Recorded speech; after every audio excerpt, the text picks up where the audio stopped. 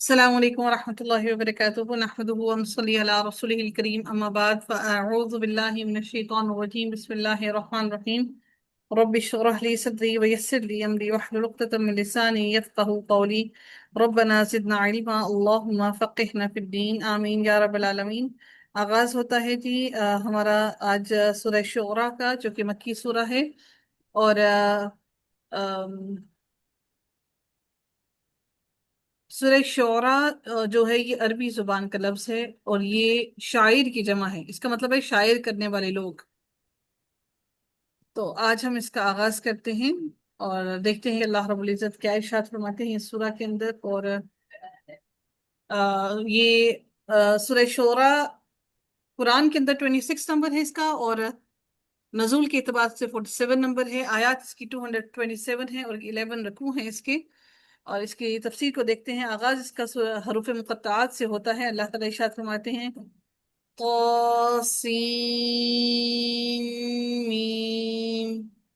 तिल्क आयातुल किताबिल मुबीन। ये वाज़े किताब की आयत हैं, यानी ये कुरान हकीम जो है ये वाज़े किताब की आयत हैं और कुरान मजीद की आयत रोशन और वाज़े हैं। ये हक और बातिल को वाज़े करती है, वाज़े करने वाली है, हदायत और गुमराही को वाज़े करती है। कुरान की तमाम अहकामात वाज़े हैं और कोई भी ऐसी बात नहीं है जो वाज़े ना हो और मुश्तबा हो, शुबे वाली कोई बात नहीं इसमें। और कुरान की शरीयत की जितने भी मकासद हैं, जो भी बातें हैं, वो तमाम की तमाम क्लियर हैं। कुरान मजीद की खबर और हुक्म वाज़े और रोशन है और गौर व फिक्र करने वालों के लिए इसमें हरगिज कोई शक नहीं है। अल्लाह ताला ने फरमाया सूरह ज़ुमर के अंदर कि कुरानन अरबिय्यन गैर ज़ी इवजिल लअल्लहुम यत्तकून, ये अरबी कुरान है जिसमें कोई टेढ़पन नहीं, ताकि वो बच जाएं। सब तारीफ अल्लाह ताला के लिए है जिसने अपने बंदे पर किताब नाजिल की और इसमें कोई कजी नहीं, यानी टेढ़पन नहीं, कोई टेढ़ा रास्ता नहीं है। अल्लाह ताला फरमाते हैं लअल्लक बाखिउन नफ्सक अल्ला यकूनु मुमिनीन, शायद आप खुद को हलाक करने वाले हैं कि वो मोमिन क्यों नहीं होते। दर हकीकत हुआ ऐसा कि नबी करीम सल्लल्लाहु अलैहि वसल्लम इंसानों के लिए इंतहाई शफीक और हमदर्द थे। आपको इल्म था कि लोग हदायत नहीं पाएंगे, मेरी मुखालफत करेंगे तो जहन्नुम का ईंधन बन जाएंगे। इसलिए आप सल्लल्लाहु अलैहि वसल्लम को उनकी मुखालफत का बहुत दुख होता था। आप सल्लल्लाहु अलैहि वसल्लम लोगों के ईमान लाने की इतनी शदीद हिर्स रखते थे कि उनके ईमान न लाने का शदीद सदमा होता था आपको, जिसका इजहार इस आयत में मिलता है कि शायद उनके गम में आप सल्लल्लाहु अलैहि वसल्लम अपनी जान खो देंगे कि वो ईमान क्यों नहीं लाते।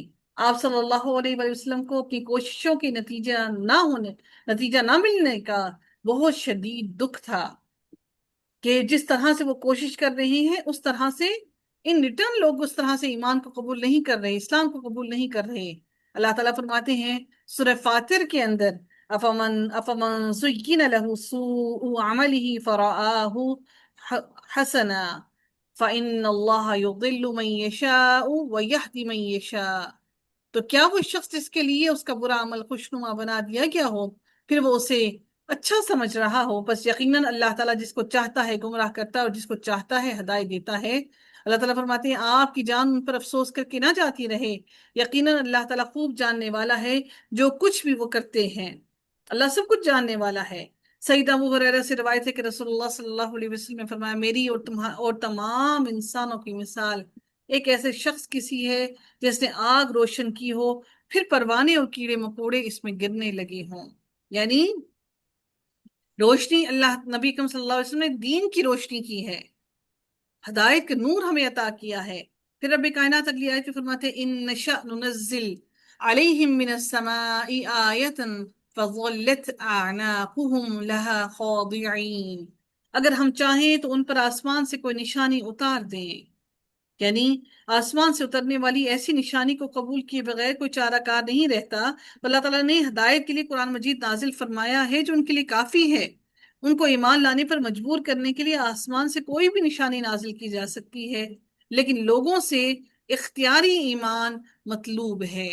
یعنی اختیار میں ہے ان کے ایمان لانا، یعنی ان پر واجب نہیں کر دیا گیا، ان پر لازم نہیں کیا گیا، یعنی ان کو زور زبردستی سے ایمان لانا نہیں کہا گیا کہ وہ زور زبردستی سے ایمان لائیں، بلکہ ان کے اختیار میں دیا گیا کہ وہ اپنے دل سے ایمان کو قبول کریں۔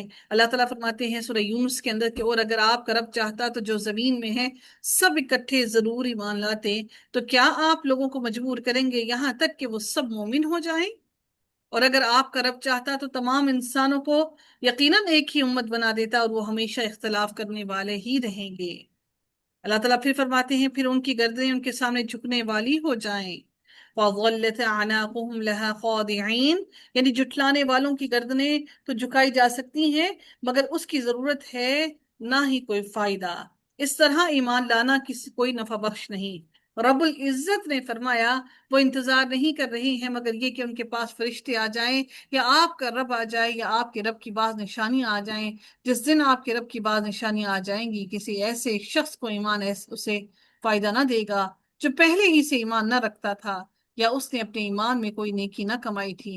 اے نبی آپ کہہ دیں تم بھی انتظار کرو، یقیناً ہم بھی انتظار کرنے والے ہیں۔ اللہ تعالیٰ فرماتی ہے اگلی آیت میں وما يأتيهم من ذکر من الرحمن محدث الا كانوا عنه موردین، اور ان کے پاس رحمان کی طرف سے کوئی نئی نصیحت نہیں آتی مگر وہ اس سے منہ موڑنے والے ہوتے ہیں۔ یعنی جب کبھی اللہ تعالیٰ کی جانب سے کوئی آسمانی کتاب نازل ہوئی ہمیشہ لوگوں نے اس سے منہ پھیر لیا۔ ان کے پاس جب کبھی بھی رحمان کی طرف سے کوئی نصیحت آتی یا کوئی چیز ان کے لیے نفع بخش ہوتی یا نقصان دہ ہوتی، وہ اس کو دیکھتے ہی نہ کہ نفع بخش ہے یا نقصان دہ ہے، بلکہ اس کو دیکھنے سے قبل ہی وہ منہ موڑ لیتے۔ نصیحت سے منہ موڑنا یہ ثابت کرتا ہے کہ ان کے اندر کوئی بھلائی نہیں ہے، تقوی نہیں ہے۔ اور آپ خواہ کتنے ہی حریص ہوں، کتنے ہی حرص رکھیں کہ یہ مومن ہو جائیں، لیکن اکثر لوگ ہرگز مومن نہیں ہوتے۔ یعنی اکثر لوگوں کے دلوں میں ایمان نہیں اترتا، اکثر لوگ دین کی طرف نہیں آتے، اکثر لوگوں کے دلوں میں قرآن نہیں اترتا، اکثریت لوگوں کی دین سے دور بھاگتی ہے اور قرآن سے دور بھاگتی ہے۔ پھر رب کائنات نے فرمایا فَقَدْ كَذَّبُوا فَسَيَأْتِيهِمْ أَنبَاءُ مَا كَانُوا بِهِ يَسْتَهْزِئُونَ، بس یقیناً جب انہوں نے جھٹلا ہی دیا ہے تو اب جلد ہی ان کے پاس ان کی خبریں آئیں گی جن کا یہ مذاق اڑاتے تھے۔ یعنی اللہ تعالیٰ نے یہاں احساس دلایا ہے کہ یہ عذاب تو تم آنکھوں سے دیکھو گے اور خود ہی خبر بن جائے گی، اور ایسی مصیبتیں نازل ہوں گی کہ لوگ گلیوں بازاروں میں اس کی داستانیں سناتے پھریں گے۔ پھر رب کائنات اگلی آیت میں فرماتے ہیں اولم یروا الی الارض کما انبتنا فیہا من کل زوج کریم، اور کیا انہوں نے زمین کو نہیں دیکھا کہ ہم نے اس میں ہر قسم کی کتنی ہی عمدہ نباتات اگائی ہیں۔ من کل زوج کریم، کتنی ہی عمدہ نباتات ہم نے زمین کے اندر اگائی ہیں۔ رب العزت نے توجہ دلائی ہے کہ جس کے رسول کی مخالفت کی جا رہی ہے اور جس کی کتاب کو جھٹلایا جا رہا ہے وہ سب پر کمال درجے کا غلبہ رکھتا ہے، اور وہ عظیم قدرت والا ہے جس نے زمین بنائی، پھر نباتات کی تمام قسمیں اگائیں، جس نے جانوروں اور پودوں کی طرح طرح کے جوڑے جوڑے پیدا کیے جو بہت خوبصورت اور بے حد فائدہ رکھتے ہیں۔ اللہ تعالیٰ فرماتے ہیں ان فی ذلک لآیہ وما کان اکثرهم مؤمنین، بے شک اس میں یقیناً ایک نشانی ہے اور ان میں سے اکثر لوگ ایمان لانے والے نہیں ہیں۔ یعنی یہ جو پودوں کی اللہ تعالیٰ نے جو زمین میں پودوں کی جو پودوں کو اگایا جاتا ہے، جو پودے اگتے ہیں، پودوں کی زندگی میں یعنی زمین کی زندگی میں موت کے بعد دوبارہ زندگی کی دلیل ہے۔ ایک ہی زمین میں ایک ہی جیسا آسمان سے پانی برستا ہے، ایک ہی سورج سے نباتات کی نوشنما ہوتی ہے، لیکن نباتات ساری ایک جیسی نہیں ہوتی۔ ہر طرح کا پودا، رنگ برنگ کے پھول، مختلف طرح کے پھل، تو ان تمام چیزوں کے اندر اللہ تعالیٰ کی طرف سے نشانی ہے ان لوگوں کے لیے جو غور و فکر کرتے ہیں۔ اور غور و فکر کرنا ایک وسیع میدان ہے، غور و فکر کرنا ایک کھلا میدان ہے۔ جتنا آپ اپنے ذہن کو جتنا وسعت عطا کرتے ہیں اتنا ہی ذہن اس کو سوچنے سمجھنے کی صلاحیت رکھتا ہے۔ ہم اگر ذہن کو بند کر کے رکھ دیتے ہیں اور غور و فکر نہیں کرتے، تدبر حاصل نہیں کرتے، تو یقیناً پھر یہ ذہن اور دماغ غور و فکر کرنے سے قاصر رہتا ہے، وہ پھر نہیں کھلتا۔ اور جب عربی سیکھی جاتی ہے، قرآن سکھا جاتا ہے، تو اللہ تعالیٰ غور و فکر کرنے پر انسان کو آمادہ کرتا ہے اور اس کے دل کو غور و فکر کے لیے کھول دیتا ہے، اور انسان کو تدبر حاصل ہوتا ہے۔ یہی وجہ ہے کہ آپ جتنی مرتبہ اس قرآن کو پڑھیں گے، ہر مرتبہ آپ کو نئی طرح سے غور و فکر اور تدبر نصیب ہوگا۔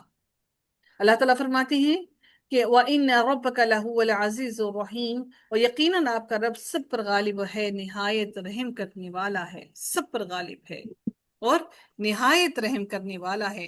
اللہ نے اپنی صفات کو بیان کرنے کے بعد بتایا، اس ایمان کو بتانے کے بعد کہ اس ایمان کو لے آؤ، مسلمان ہو جاؤ، اللہ کے دین پر آ جاؤ، خود کو اللہ کے سپرد کر دو، پھر رب کائنات نے فرما دیا کہ اللہ تعالیٰ سب پر غالب اور نہایت رحم کرنے والا ہے، نہایت رحم کرنے والا ہے۔